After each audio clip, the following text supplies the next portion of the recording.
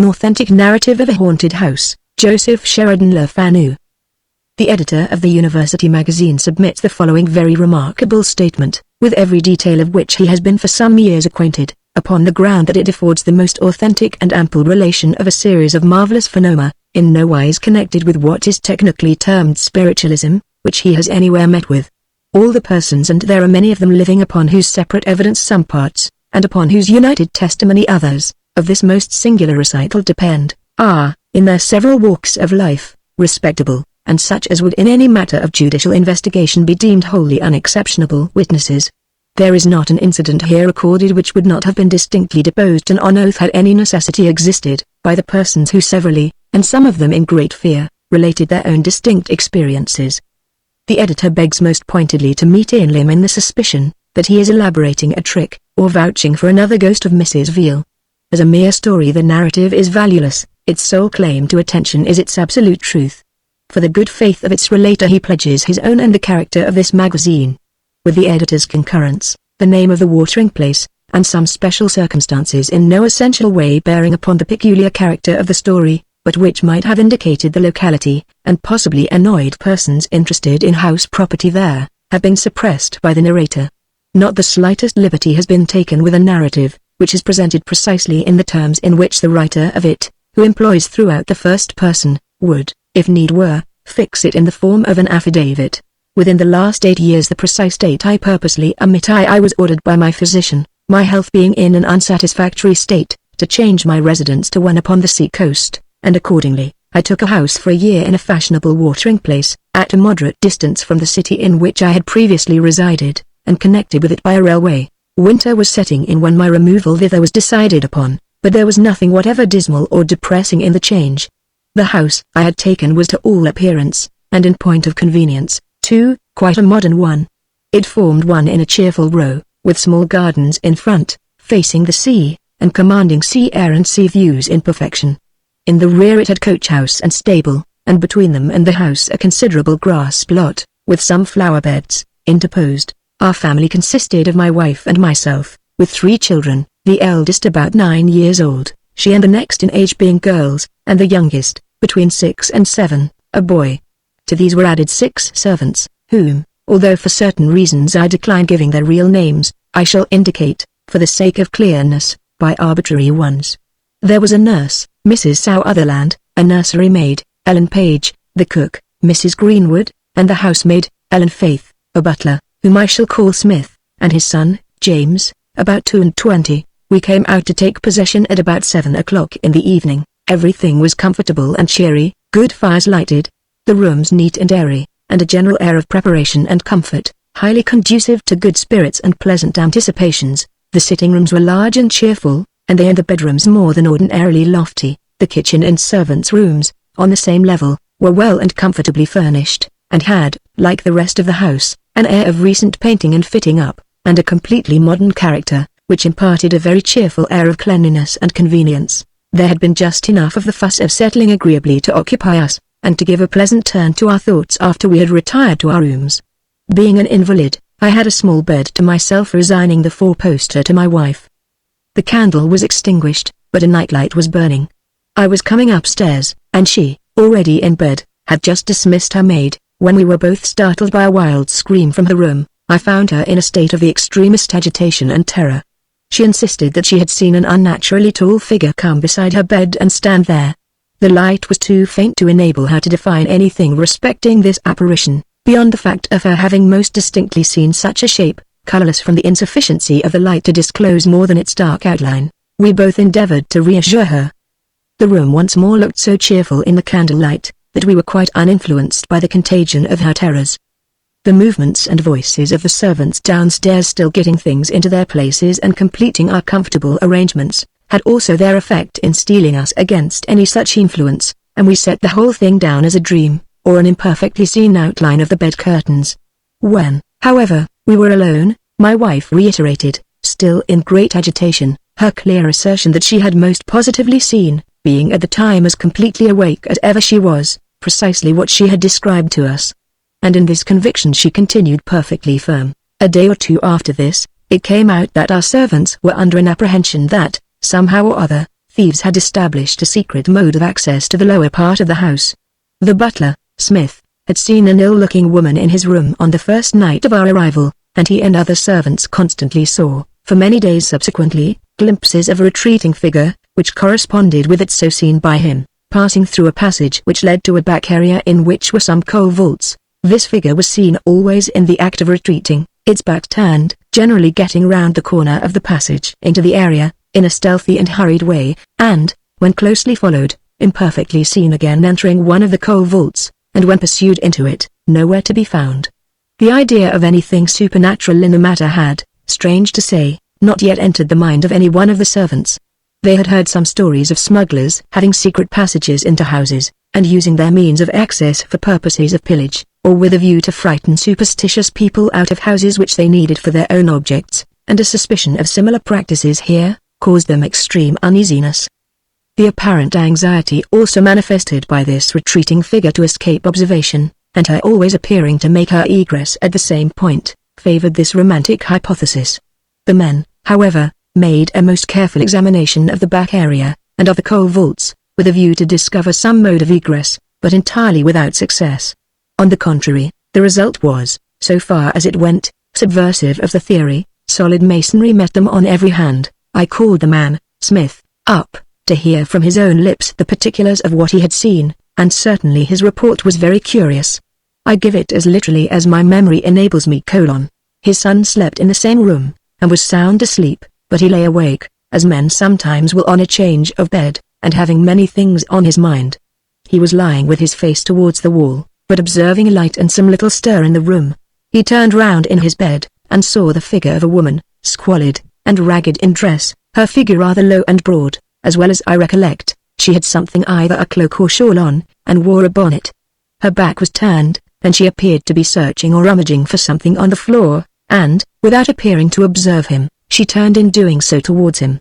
The light, which was more like the intense glow of a coal, as he described it, being of a deep red color, proceeded from the hollow of her hand, which she held beside her head, and he saw her perfectly distinctly. She appeared middle-aged, was deeply pitted with the smallpox, and blind of one eye. His phrase in describing her general appearance was, that she was a miserable, poor-looking creature. He was under the impression that she must be the woman who had been left by the proprietor in charge of the house, and who had that evening, after having given up the keys, remained for some little time with the female servants. He coughed, therefore, to apprise her of his presence, and turned again towards the wall. When he again looked round, she and the light were gone, and odd as was her method of lighting herself in her search, the circumstances excited neither uneasiness nor curiosity in his mind, until he discovered next morning that the woman in question had left the house long before he had gone to his bed. I examined the man very closely as to the appearance of the person who had visited him, and the result was what I have described.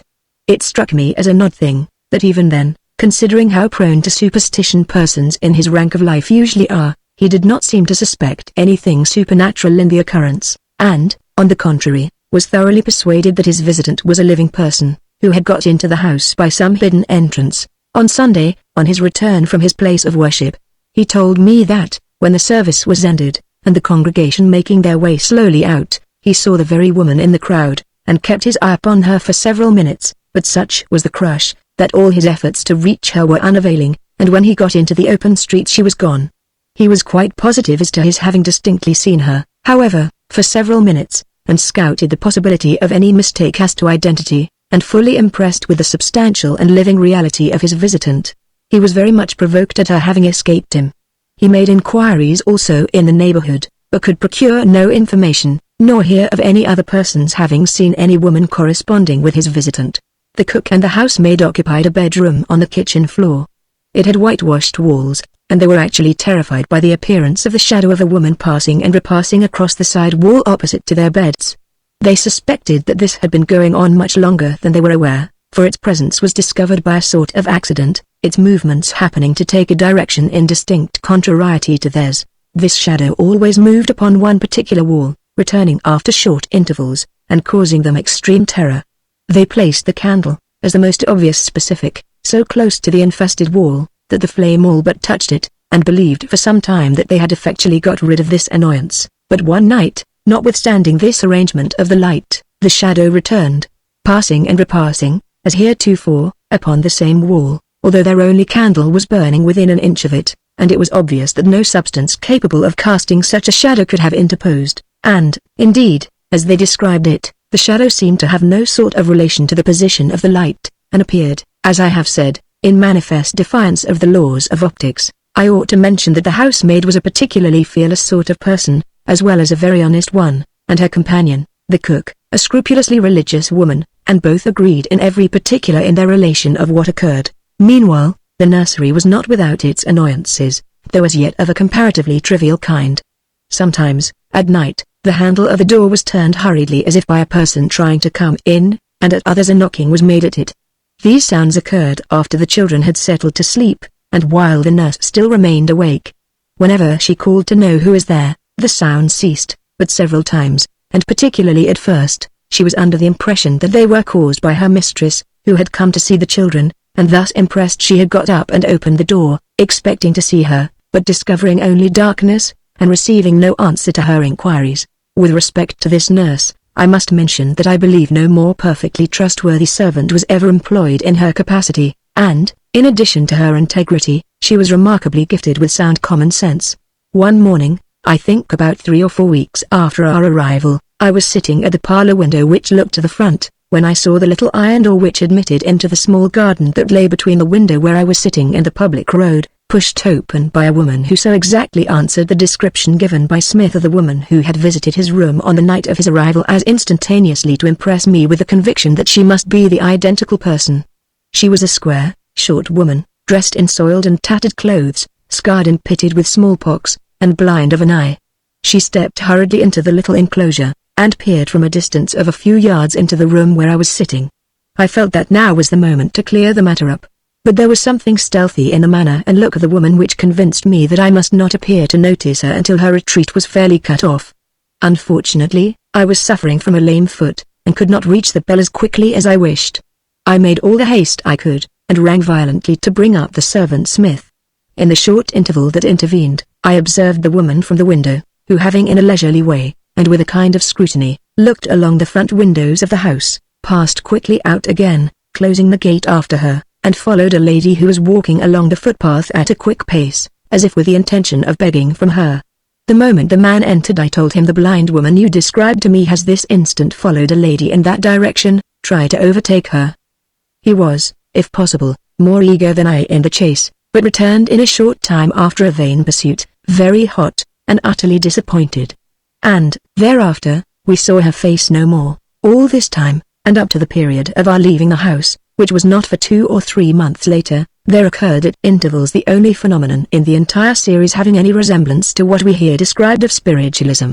This was a knocking, like a soft hammering with a wooden mallet, as it seemed in the timbers between the bedroom ceilings and the roof.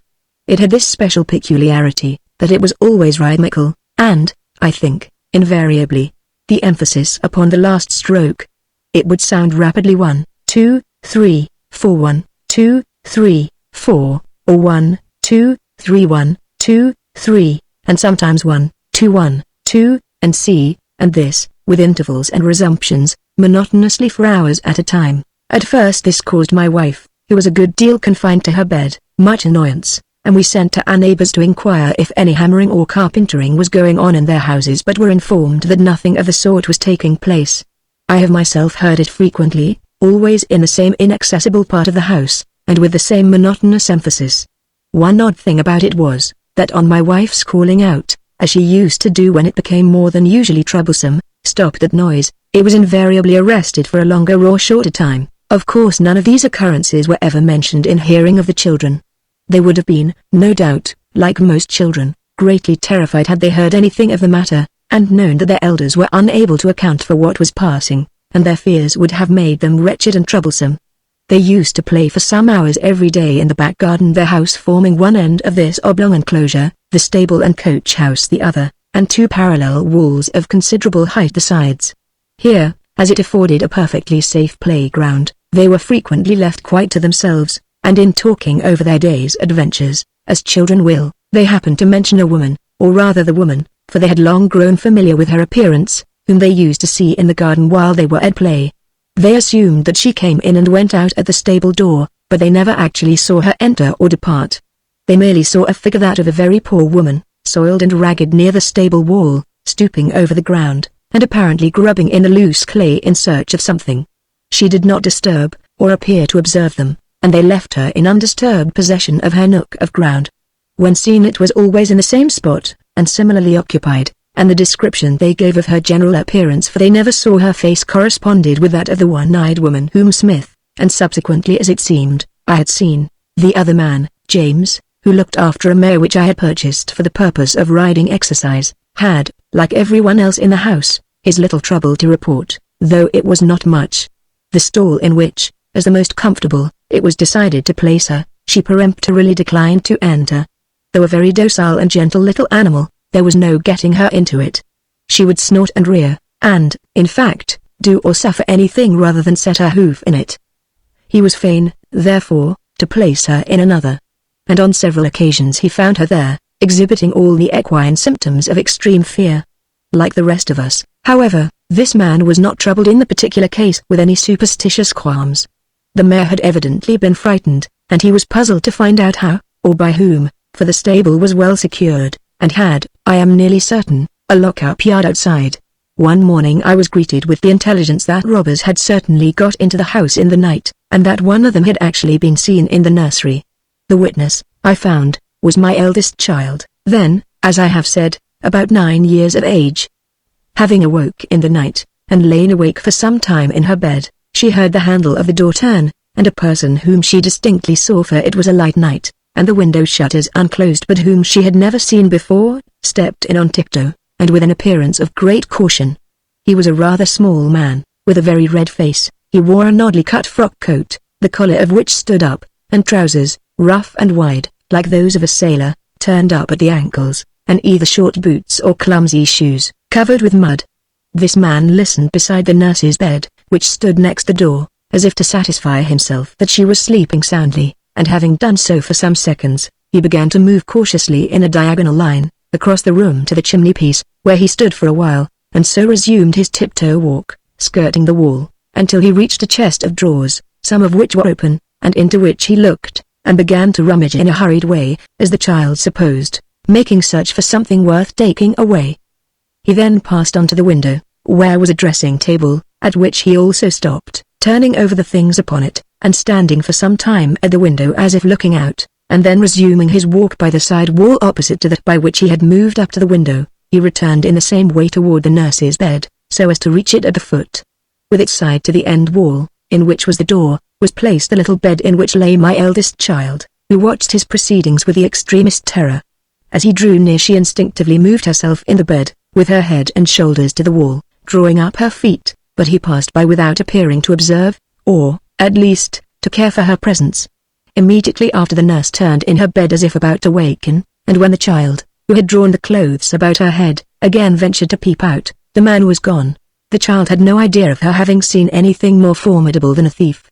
With the prowling, cautious, and noiseless manner of proceeding common to such marauders, the air and movements of the man whom she had seen entirely corresponded. And on hearing her perfectly distinct and consistent account, I could myself arrive at no other conclusion than that a stranger had actually got into the house. I had, therefore, in the first instance, a most careful examination made to discover any traces of an entrance having been made by any window into the house. The doors had been found barred and locked as usual, but no sign of anything of the sort was discernible. I then had the various articles plate, wearing apparel, books, and counted, and after having conned over and reckoned up everything, it became quite clear that nothing whatever had been removed from the house, nor was there the slightest indication of anything having been so much as disturbed there.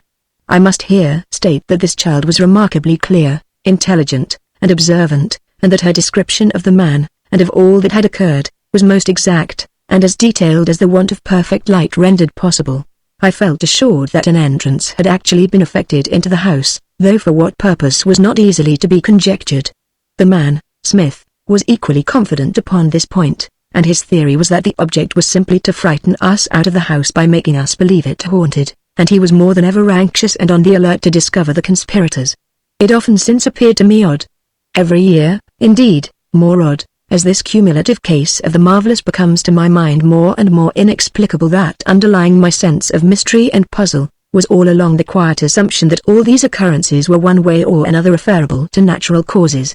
I could not account for them, indeed, myself, but during the whole period I inhabited that house, I never once felt, though much alone, and often up very late at night, any of those tremors and thrills which everyone has at times experienced when situation and the hour are favorable.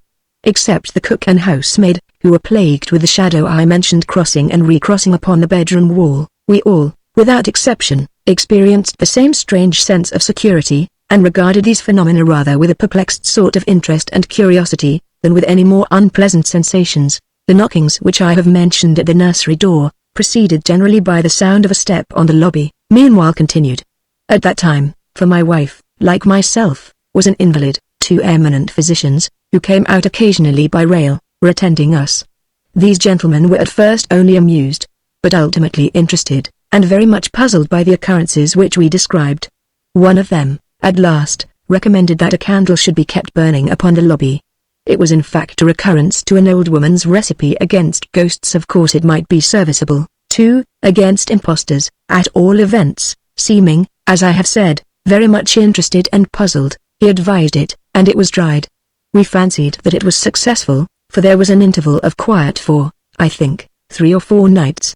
But after that, the noises, the footsteps on the lobby, the knocking at the door, and the turning of the handle recommenced in full force, notwithstanding the light upon the table outside, and these particular phenomena became only more perplexing than ever. The alarm of robbers and smugglers gradually subsided after a week or 2, but we were again to hear news from the nursery. Our second little girl, then between 7 and 8 years of age, saw in the night time, she alone being awake, a young woman, with black, or very dark hair, which hung loose, and with a black cloak on, standing near the middle of the floor, opposite the hearthstone, and fronting the foot of her bed. She appeared quite unobservant of the children and nurse sleeping in the room. She was very pale, and looked, the child said, both sorry and frightened, and with something very peculiar and terrible about her eyes, which made the child conclude that she was dead. She was looking, not at, but in the direction of the child's bed, and there was a dark streak across her throat, like a scar with blood upon it. This figure was not motionless, but once or twice turned slowly, and without appearing to be conscious of the presence of the child, or the other occupants of the room, like a person in vacancy or abstraction. There was on this occasion a nightlight burning in the chamber, and the child saw, or thought she saw, all these particulars with the most perfect distinctness. She got her head under the bedclothes, and although a good many years have passed since then, she cannot recall the spectacle without feelings of peculiar horror. One day, when the children were playing in the back garden, I asked them to point out to me the spot where they were accustomed to see the woman who occasionally showed herself as I have described, near the stable wall. There was no division of opinion as to this precise point, which they indicated in the most distinct and confident way. I suggested that, perhaps, something might be hidden there in the ground, and advised them digging a hole there with their little spades, to try for it. Accordingly, to work they went, and by my return in the evening they had grubbed up a piece of a jawbone, with several teeth in it. The bone was very much decayed, and ready to crumble to pieces, but the teeth were quite sound. I could not tell whether they were human grinders, but I showed the fossil to one of the physicians I have mentioned, who came out the next evening, and he pronounced them human teeth. The same conclusion was come to a day or 2 later by the other medical man. It appears to me now, on reviewing the whole matter, almost unaccountable that, with such evidence before me, I should not have got in a labourer, and had the spot effectually dug and searched. I can only say, that so it was. I was quite satisfied of the moral truth of every word that had been related to me, and which I have here set down with scrupulous accuracy. But I experienced an apathy, for which neither then nor afterwards did I quite know how to account. I had a vague, but immovable impression that the whole affair was referable to natural agencies. It was not until some time after we had left the house, which, by the by, we afterwards found had the reputation of being haunted before we had come to live in it, that on reconsideration I discovered the serious difficulty of accounting satisfactorily for all that had occurred upon ordinary principles. A great deal we might arbitrarily set down to imagination. But even in so doing there was, in limine, the oddity, not to say improbability, of so many different persons having nearly simultaneously suffered from different spectral and other illusions during the short period for which we had occupied that house, who never before, nor so far as we learned, afterwards were troubled by any fears or fancies of the sort. There were other things, too, not to be so accounted for.